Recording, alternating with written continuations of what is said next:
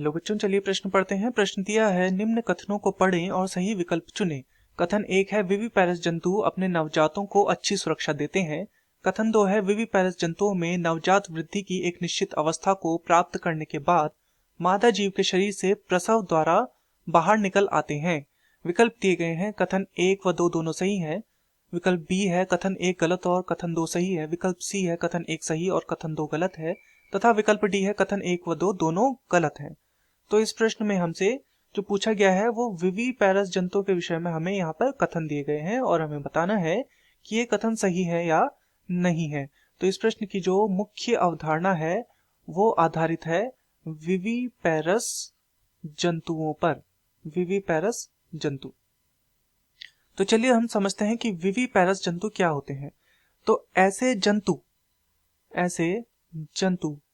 जिनके जो युग्मनज का विकास मादा शरीर में हो, जिनमें युग्मनज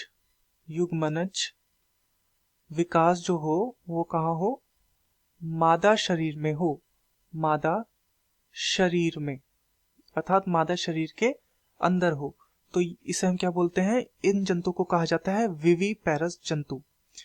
तथा इसमें क्या होता है कि जो जीव का विकास होता है, जीव का विकास वो मादा शरीर के भीतर ही देखने को मिलता है, मादा शरीर में ही देखने को मिलता है।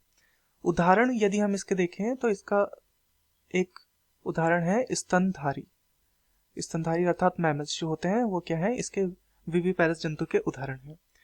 तो इसमें क्या होता है, जब जीव का विकास होता है तो एक निश्चित विकास की अवस्था के बाद शिशु जन्म लेता है प्रसव द्वारा।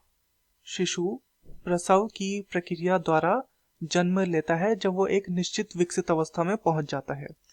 तथा इसमें क्या हो रहा है, क्योंकि भ्रूण विकास मादा शरीर के भीतर हो रहा है, भ्रूण विकास मादा शरीर में हो रहा है,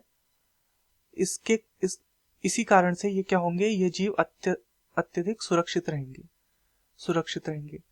तथा इनके जीवित रहने के जो अवसर होंगे उनमें भी क्या हो जाएगी, वृद्धि हो जाएगी। जीवित रहने के अवसर या जीवित रहने की जो इनकी संभावना है वो क्या हो जाएगी, उसमें वृद्धि हो जाएगी, वो संभावनाएं बढ़ जाएंगी, क्योंकि ये मादा शरीर के अंदर है तो अधिक सुरक्षित रहेंगे।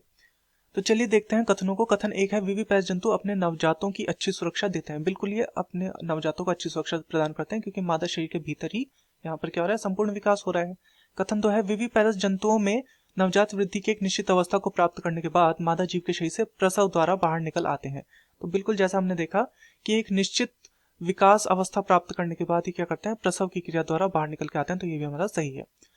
तो विकल्प देखते हैं। विकल्प ए दिया है, कथन 1 और 2 दोनों सही है, तो बिल्कुल दोनों सही है। विकल्प बी दिया है, कथन 1 गलत और कथन 2 सही है, तो कथन 1 गलत नहीं है, ये भी सही है, तो ये हमारा गलत हो जाएगा। विकल्प सी है, कथन 1 सही और कथन 2 गलत है, तो कथन 2 हमारा गलत नहीं है, तो ये भी हमारा गलत हो जाएगा। तथा विकल्प डी है, कथन 1 और 2 दोनों गलत है, तो दोनों हमारे गलत नहीं है बल्कि दोनों सही है।